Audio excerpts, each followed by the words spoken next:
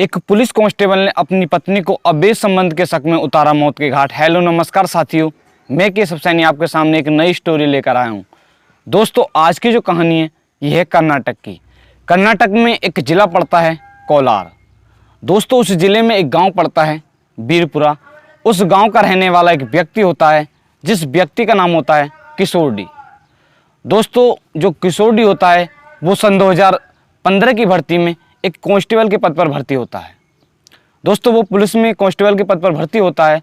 इसके पश्चात उसकी शादी, जो किशोर होता है उसकी शादी 13 नवंबर सन 2022 को एक कर्नाटक में एक ज़िला पड़ता है बंगलौर, और उस ज़िले में एक थाना पड़ता है। होसकोटे, और उस थाने में एक गांव पड़ता है कोल्हापुर। उस गांव के रहने वाली एक लड़की, जिस लड़की का नाम होता है प्रतिभा, उसके साथ उसकी शादी होती है। दोस्तों, प्रतिभा की आयु लगभग 23 या 24 वर्ष होती है। प्रतिभा के पिताजी का नाम सुब्रमण्य होता है। दोस्तों, जो सुब्रमण्य होते हैं वो बेटा हलसूरपुर ग्राम पंचायत के सेक्रेटरी थे।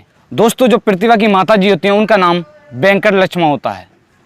दोस्तों, शादी होने के पश्चात जो प्रतिभा होती हैं वो कंप्यूटर साइंस की इंजीनियर की पढ़ाई करती हैं।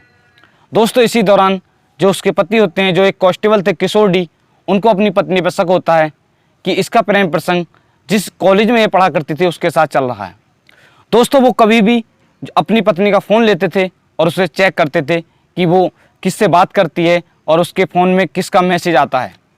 दोस्तों, जब भी किसी का मैसेज आता था तो वो उसके बारे में पूरी जानकारी लेते थे, या वो किसी से फ़ोन पर बात करती थी तो उससे पूरी जानकारी लेते थे, विस्तारपूर्वक पूछते थे कि आप किससे बात कर रही थी और ये कौन है। इसी तरह जो कांस्टेबल होता है, जिसका नाम होता है किशोर, वो अपनी पत्नी पर शक करता था। दोस्तों, इसके पश्चात इस घटना से 11 दिन पहले 28 अक्टूबर सन 2023 को जो उसकी पत्नी होती है, जो किशोर की पत्नी होती है, जिसका नाम होता है प्रतिभा, वो एक बच्चे को जन्म देती है। दोस्तों, वो एक लड़के को जन्म देती है। इसके पश्चात डिलीवरी के पश्चात वो अपने मायके चले जाती है। दोस्तों, मायके जाने के पश्चात इसके पश्चात 5 नवंबर सन 2023 को जो किशोर है और प्रतिभा दोनों फ़ोन पर बातें करते हैं, और बातों बातों में दोनों में विवाद हो जाता है।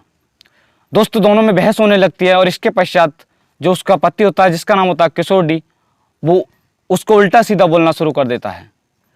दोस्तों, इतने में ही जो प्रतिभा होती है वो रोने लगती है। पास में ही उसकी माताजी होती हैं, जिसका नाम वेंकट लक्ष्मा होता है। कि जो माताजी होती हैं वो उसे रोने के लिए मना करती हैं और कहती हैं कि रोने से नवजात बच्चे के स्वास्थ्य पर असर पड़ेगा। दोस्तों, इसके पश्चात वो उसके फ़ोन को कट कर देती हैं, और कट करने के पश्चात उससे कहती हैं, प्रतिभा से कहती हैं कि आप इनके फ़ोन को रिसीव मत करना।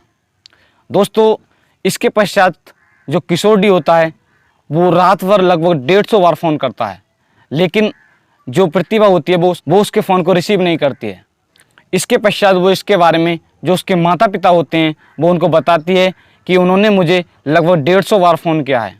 पत्नी के फ़ोन नहीं रिसीव करने पर उसका जो पति होता है वो काफ़ी परेशान हो जाता है और काफ़ी गुस्से में आ जाता है, क्योंकि उसको अपनी पत्नी, जिसका नाम होता है प्रतिभा, उस पर पहले से ही शक चल रहा था। वो इस समय चामराजनगर में तैनात था। वो 230 किलोमीटर की दूरी तय कर 6 नवंबर सन 2023 की सुबह लगभग 11:30 बजे उनके घर पर पहुंच जाता है। दोस्तों, जिस समय जो किशोर है वो उनके घर पर पहुंचता है, तो उस समय जो प्रतिभा होती है वो अपने बच्चे के साथ फर्स्ट फ्लोर पर थी, और जो प्रतिभा की माताजी होती हैं वो उस समय छत के ऊपर थी। दोस्तों, जो उसका पति होता है, जो प्रतिभा का पति होता है किशोर, जिस कमरे में प्रतिभा होती है वो उस कमरे में जाता है, और जाने के पश्चात वो दरवाज़ा बंद कर लेता है।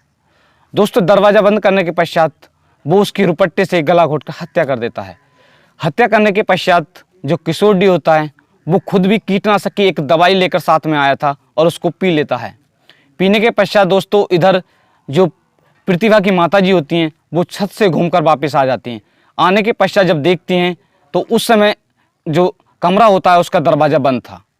दोस्तों, वो उसको खटखटाती हैं, लेकिन वो 15 मिनट तक नहीं खोलते हैं, और 15 मिनट के पश्चात जो कांस्टेबल होता है, जिसका नाम होता है किशोर, वो चिल्लाते हुए यह कहता है कि मैंने प्रतिभा को मार दिया है। और दोस्तों, वो खिड़की खोलता है और भागने लगता है, लेकिन जो कांस्टेबल होता है उसने भी कीटनाशक दवाई पी थी। इस कारणवश वो कुछ ही दूरी पर भागता है और गिर जाता है।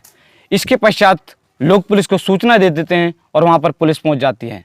पुलिस पहुँचने के पश्चात जो लड़की का शव होता है, जिसका नाम होता है प्रतिभा, उसके शव को बरामद कर लेती है और पोस्टमार्टम के लिए भेज देती है। इसके पश्चात जो पुलिस होती है वो प्रतिभा के पति, जिसका नाम होता है कोलार डी, उसकी भी गंभीर हालत थी, इस कारण बस पुलिस उसको ले जाती है और कोलार के एक हॉस्पिटल में भर्ती करती है।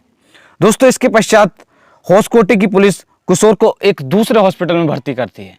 इसके पश्चात प्रतिभा के जो माता पिता होते हैं वो सिपाही की माता जी पर दहेज उत्पीड़न का आरोप लगाते हैं और सिपाही पर हत्या करने का आरोप लगाते हैं और सिपाही को आजीवन कारावास की सजा की मांग करते हैं। बेंगलोर जिला अध्यक्ष मल्लिकार्जुन बालाडनी ने बताया है कि एक बार जो कांस्टेबल है, जिसका नाम है किशोर डी, उसकी जो तबीयत है वो सही हो जाए, उसके पश्चात पुलिस उससे पूछताछ करेगी और इसके पश्चात उसके साथ सख्त से सख्त कार्रवाई की जाएगी।